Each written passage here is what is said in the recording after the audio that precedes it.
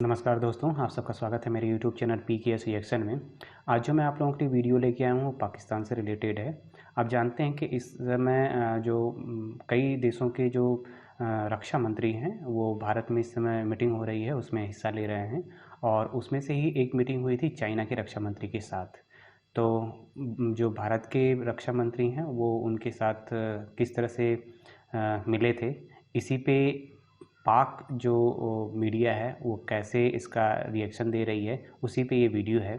और इस वीडियो का टाइटल क्या है मैं सबसे पहले आपको बता दे रहा हूँ। नो हैंडशेक वनली नमस्ते, राजनाथ जी ने चीन को दिया कड़ा जवाब, देख पाक चीखा। अब ये जो कड़ा रिएक्शन था राजनाथ सिंह की तरफ से चाइना के विदेश मंत्री को, तो उस पर पाकिस्तानियों का क्या रिएक्शन है, तो चलिए वीडियो को देखते हैं फिर उस पर बात करते हैं। तो चलिए वीडियो को शुरू करते हैं। चाइना के जो वजीर दिफा उनकी राजनाथ जी से मुलाकात हुई है।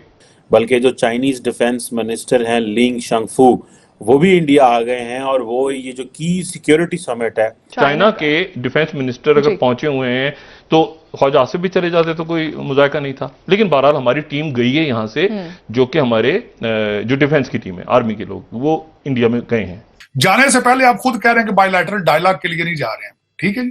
तो फिर वहां जा क्या रहे हैं आप? ऑफर क्या कर सकते हैं? आप ले दे क्या सकते हैं? कुछ भी नहीं कर सकते, कर्जा लेने जा रहे हैं। सही बात है। सो एससीओ की फॉरेन मिनिस्टर्स की मीटिंग में दिस गिव्स जयशंकर साहब an opportunity to talk about how India is a victim of terrorism. कितनी भी तहरीकें हो, कितनी भी जंगें हो, कितने बड़ी बड़ी वर्ल्ड वॉर्स भी हो, at the end of the day आपको आके बैठना टेबल पे ही पड़ता है। मतलब लड़ाई नहीं हो रही, आप बैठे हैं, इंगेज कर रहे हैं और एक अपनी डिप्लोमेटिक में भी आजकल वो दौर खत्म हो गया कि जी आप खड़े होके और चाय पिए ना, स्ट्रेट टॉक होती है ना। मुझे कोई ताज्जुब नहीं होगा कि सेंट्रल एशिया के सारे मुल्क और सिवाय चाइना के विल टेल इंडिया के if you want to make a surgical strike, if you want to, please go ahead. देखिए, पाकिस्तान और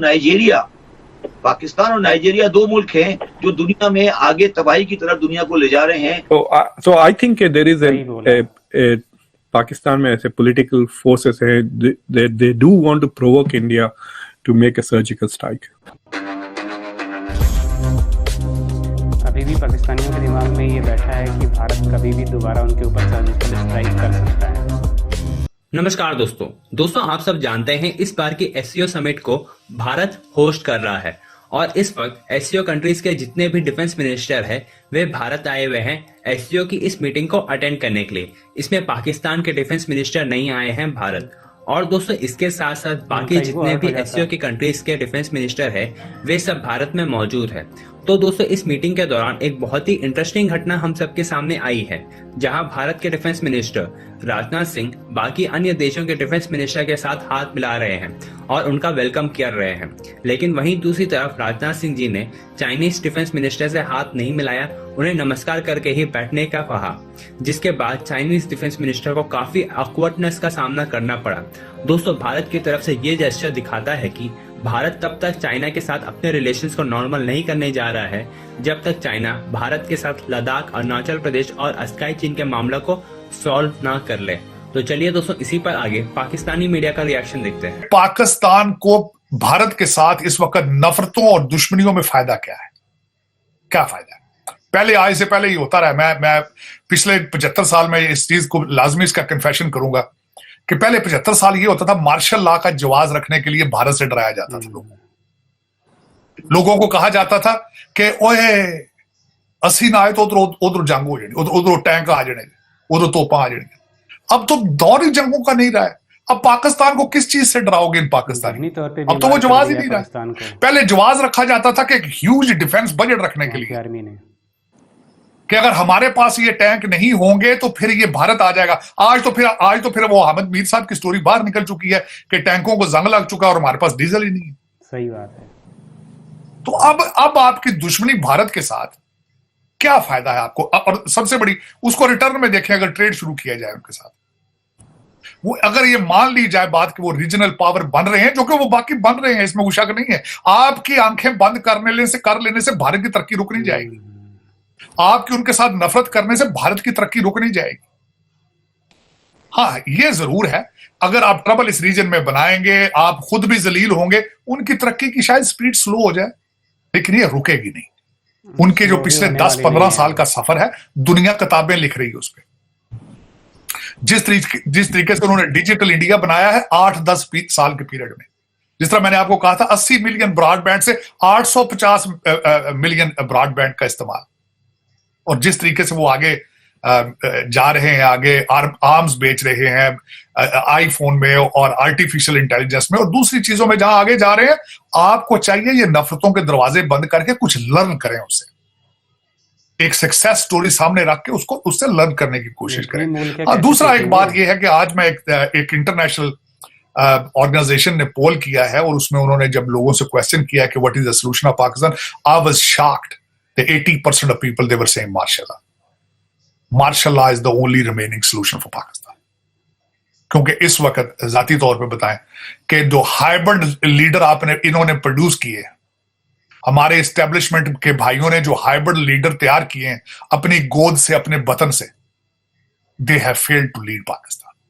और इसी एस्टेब्लिशमेंट ने अपने वतन से जो जूनियर जज प्रमोट कराए थे अपनी गोद में बिठा के, they have said to Pakistan we have failed Pakistan. George Bush के जमाने से, जॉर्ज डब्ल्यू बुश के जमाने से, यानी 2003 से कह सकते हैं कि अमेरिका की जो फॉरेन पॉलिसी एलीट है, दे हैड रियलाइज्ड के America needs India on its side.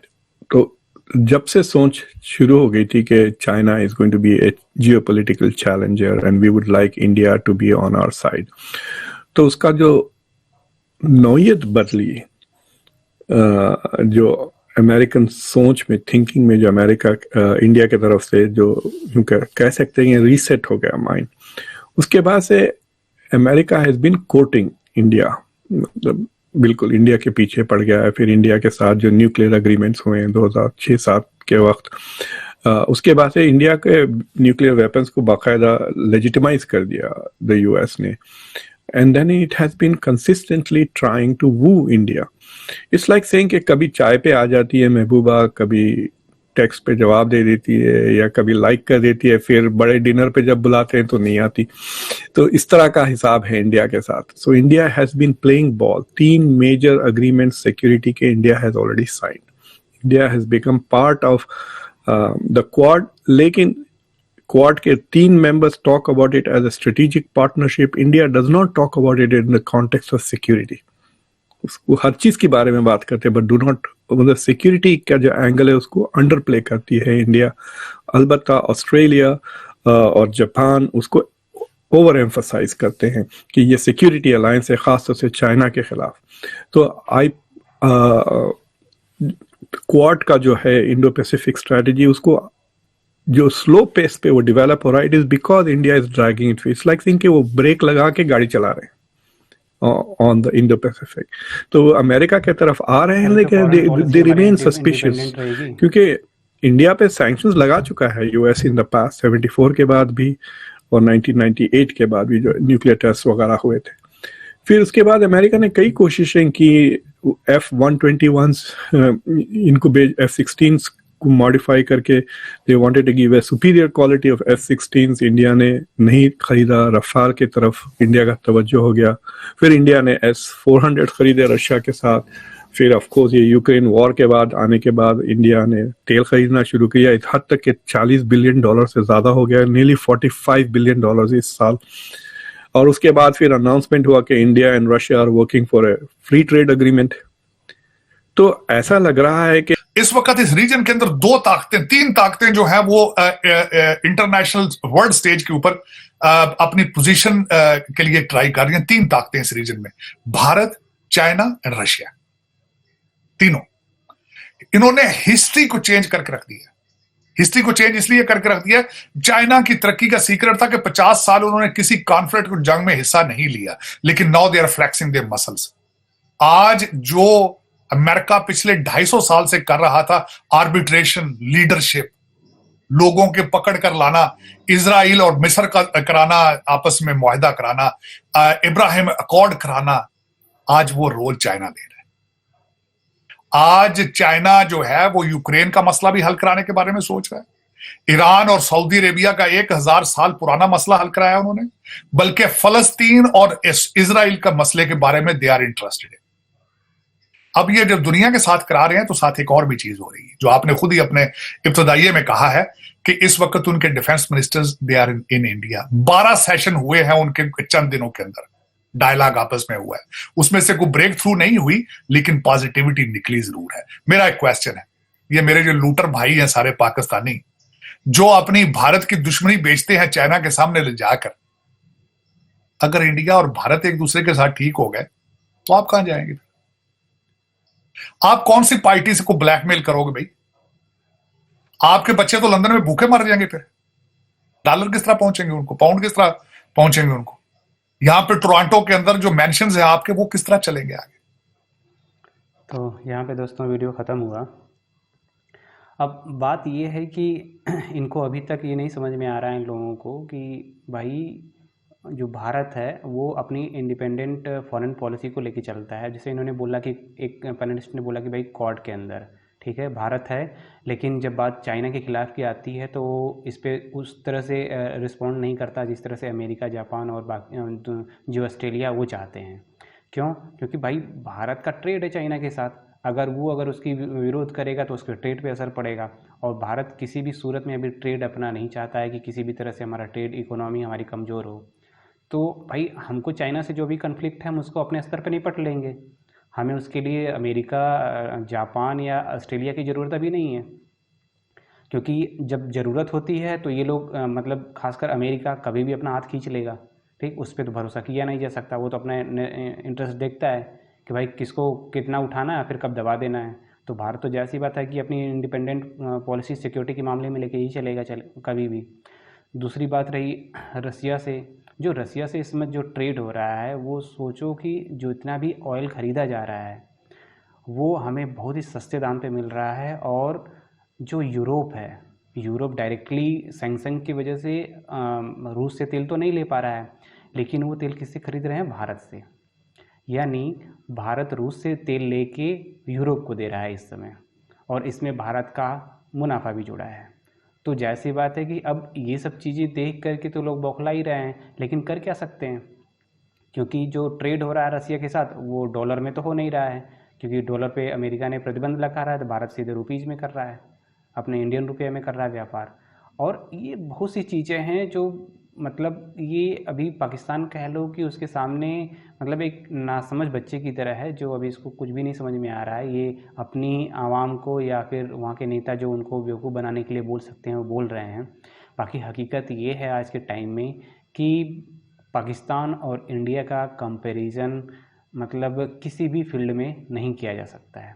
Pakistan को एक चीज़ में मैं बेहतर मानता हूँ, बेहतर क्या, मैं सुपीरियर मानता हूँ और बहुत अच्छा मानता हूँ, क्योंकि उससे बेहतर पूरे वर्ल्ड में और कोई नहीं होगा। वो है टेररिज्म, इंटरनेशनल टेररिज्म। अगर वहाँ के यहाँ टेररिस्ट जो पैदा होते हैं वो वाकई बहुत एडवांस लेवल के होते हैं, बहुत ही यूनिक होते हैं। तो उसमें वो किसी भी देश को पीछे छोड़ देगा, इसमें मैं उसका लोहा मानता हूँ पाकिस्तान का। बाकी और किसी चीज़ें मतलब एग्जिस्ट नहीं करता है। आजकल वो बांग्लादेश के सामने नहीं टिक सकता है, वो श्रीलंका के सामने नहीं टिक सकता है, वो नेपाल के सामने नहीं टिक सकता है, भूटान के सामने नहीं टिक सकता है। हम लोग की तो बात ही छोड़ दो। बाकी ये वीडियो आपको कैसी लगी? जो ये थिंक टैंकर हैं आजकल इंडिया के बारे में जिस तरह से सोच रहे हैं, देख रहे हैं, कुछ तो पॉजिटिविटी के हिसाब से ही बात करते हैं। बाकी अगर वीडियो आपको अच्छी लगी तो वीडियो को लाइक कर दीजिएगा, और अभी तक चैनल को सब्सक्राइब नहीं किए तो प्लीज़ चैनल को सब्सक्राइब कर दीजिएगा। फिर मिलते हैं किसी नेक्स्ट वीडियो में, तब तक के लिए जय हिंद।